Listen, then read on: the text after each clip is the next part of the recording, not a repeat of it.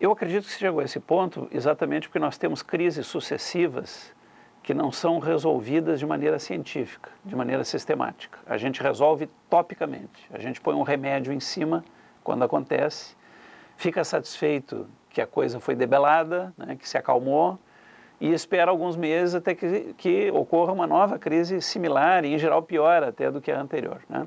Então, enquanto nós não tivermos políticas de médio e longo prazos na área da segurança pública e na área prisional, nós não vamos resolver crise. O que nós estamos vendo é cada dia o Rio Grande do Norte e o Brasil piorando, a violência explodindo cada vez mais, a sociedade se sentindo cada vez mais acuada, exigindo medidas extremamente radicais que podem ainda piorar as coisas todas, a autoridade pública se sentindo cercada pela opinião pública e cedendo muitas vezes demagogicamente à opinião pública, e aí a coisa vai ficando cada vez menos racional e menos científica. Então nós estamos aí numa bola de neve, a gente só vai resolvendo momentaneamente e deixando para ver o que vai fazer depois quando estourar novamente.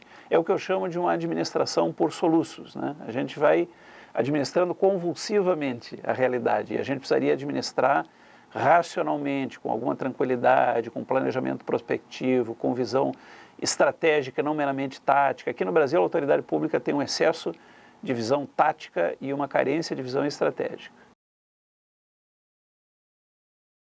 Nós temos soluções, né? É preciso ter coragem para enfrentar essas soluções e deixar de buscar escapatórias como iludir a opinião pública com construção de novas vagas.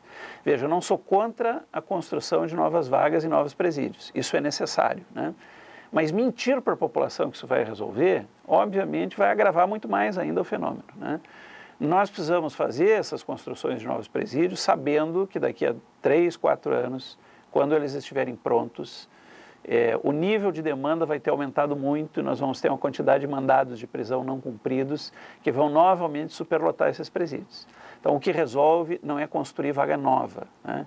Isso apenas aplaca o fenômeno. O que resolve é esvaziar os presídios. Aí a gente se pergunta, mas como é que vão esvaziar os presídios? Não vão punir mais as pessoas? Não, nós vamos punir as pessoas, mas de maneira diferenciada. Quem tem que estar preso, quem tem que estar privado de liberdade é quem é socialmente perigoso, que é uma minoria dentro dos presídios. Por que tem que esvaziar? Porque a gente é bonzinho? Não, é porque presídios superlotados são incontroláveis. Nem o melhor dos gestores públicos consegue controlar um presídio superlotado, né?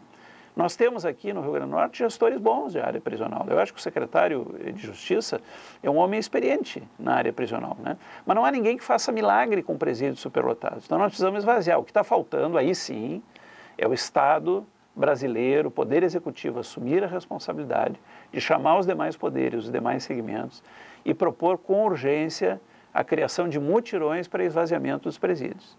Esvaziar de que jeito? Mantendo presos os perigosos e sendo mais duros, inclusive, no tratamento com eles, porque hoje eles têm muitas regalias e facilidades, porque são os donos do presídio, né? E aplicando, por exemplo, penas alternativas com seriedade e acompanhamento para a grande massa prisional que hoje está se estragando dentro do presídio, mas que seria recuperável. Eu não sou um romântico, eu não acho que todo mundo é recuperável. Eu acho que é uma pequena faixa de gente com caráter psicopático que a gente não sabe como recuperar.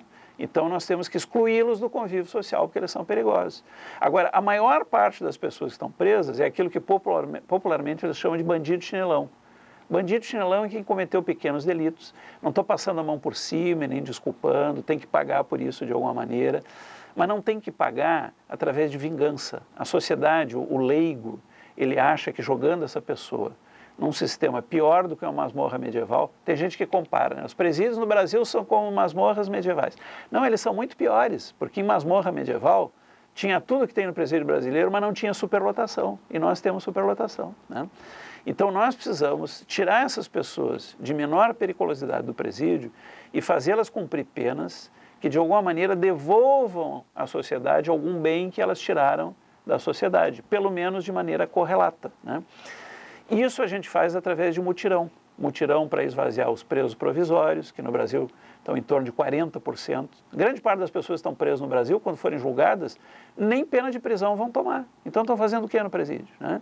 Nós temos que tipificar melhor a lei de drogas e precisamos esvaziar os presídios de pequenos traficantes que não são perigosos, que foram presos desarmados, sem cometer violência, com pequenas quantidades de drogas, em geral usadas para conseguir dinheiro para comprar droga para consumo pessoal, né? São pequenos traficantes? São, mas dentro do presídio vão se transformar em grandes bandidos, exatamente porque o presídio está tão lotado que nenhum gestor, nenhum Estado consegue controlar. Então essa é uma medida prática que se pode tomar, como o Executivo tem que chamar o Judiciário, tem que chamar o Ministério Público, tem que ser papel do Executivo fazer, tem que chamar a Defensoria Pública, tem que chamar a OAB e tem que começar uma imediata discussão de como esvaziar, como dar celeridade para isso e esvaziar o presídio. E não é só no nível federal, porque o Conselho Nacional de Justiça tem feito isso ao longo dos anos.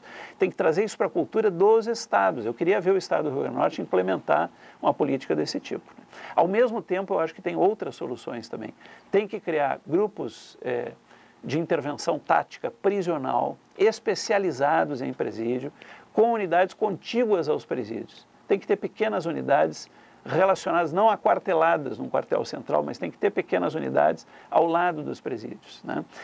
Tem outra medida muito simples, tem que fazer a sala de recepção de visita de advogados de todo mundo, né? Não é desconfiar de ninguém, mas tem que fazer, isso é lógico e racional no mundo inteiro, tem que fazer a sala de recepção em espaço também contíguo ao presídio, mas não o mesmo espaço do presídio, e tem que separar esses dois espaços por máquinas de scanner, de tal maneira que para voltar para o ambiente prisional, o preso tem que necessariamente ser escaneado. O que você consegue com isso? Você consegue eliminar quase todas as outras possibilidades de ingresso de celulares e armas, exceto a corrupção. E aí, se você tiver só a corrupção para investigar, você fechou o foco e você consegue ser muito mais eficiente e eficaz no trabalho de controle, né? E, além disso, o Estado precisaria dialogar mais com as experiências que dão certo. Nós temos experiências aqui no Rio Grande do Norte da PAC, temos em Minas Gerais experiências da PAC que deram certo. Por que nesses anos todos o Estado não está dialogando a sério com a PAC e não procura essa expertise para expandir para o sistema? Que ranço é esse que o Estado tem de querer resolver tudo sozinho e nunca consegue resolver nada? As coisas cada dia ficam piores. Eu fiquei estarrecido quando eu vi uma cena hoje na televisão, no pátio do presídio, barricadas armadas por duas facções criminosas e as forças estatais assistindo isso impassíveis, apalermadas diante disso, verdadeiramente, né? E eu sei que a desculpa é, não queremos produzir mais um Carandiru. Mas, gente, isso é uma asneira. Carandiru foi produzido por técnicas incorretas de invasão, né? O Estado, ao invés de se acobertar irresponsavelmente, esperando que os presos se matem, o que não vai resolver nada, porque só vai reforçar facções criminosas que vão sair com poder monopolístico para enfrentar o Estado depois, o Estado, ao invés de se acobertar, tem que assumir a sua responsabilidade e tem que invadir, sim. Nós vamos submeter o conjunto da população brasileira a esse disparate de ver barricadas de facções armadas dentro de um presídio, que é um órgão público, sem a presença do Estado democrático de direito ali dentro, ordenando esse processo. Tem que invadir, tem que parar de se desculpar com a questão de Carandiru e tem que fazer isso usando as tecnologias corretas, como preconizado pela ONU. As técnicas todas não letais ou menos letais, né? Tem que saturar esses espaços prisionais, quando necessário, de tecnologias não letais, por exemplo, tecnologias de gás, que são incapacitantes, se bem utilizadas, né? E agora aí é preciso perguntar, quer dizer, essas nossas forças, né? Os policiais são heróis nessa história. Essa crítica não é a polícia, essa crítica é a gestão pública. Nós precisamos nos perguntar, esses policiais têm todo o equipamento que precisam? Esses equipamentos estão todos em dia, não estão vencidos? Esses policiais estão com o rol todo de armas não letais para fazer invasão? Eles tiveram todo o treinamento suficiente para isso? Eles têm especialidade em questão prisional? Porque não é qualquer invasão. Invadir presídio é diferente de invadir uma residência, de invadir um prédio público tomado. Tem outra característica um presídio. Eles foram treinados suficientemente para isso ou eles estão assustados também com essa situação? Então não adianta a gente só cobrar da polícia soluções que a gestão pública não dá para a polícia. O processo de formação, de capacitação policial no Rio Grande do Norte é completamente débil. Esses nossos policiais aqui são heróis, eles saem para arriscar a vida deles todo dia nas ruas sem ter tido uma mínima capacitação de qualidade para fazer isso. Eles fazem um esforço pessoal para conseguir adquirir conhecimentos para isso. Quando é que o Estado vai olhar para os seus operadores, seus agentes penitenciários, seus policiais e vai tratar essa gente com a dignidade que essa gente merece? Esses homens e mulheres são cuidadores da sociedade, mas quem é que cuida deles? Eles estão ali no meio, enfim, de uma guerra, sem proteção de maneira geral, sem capacitação suficiente e com muito medo.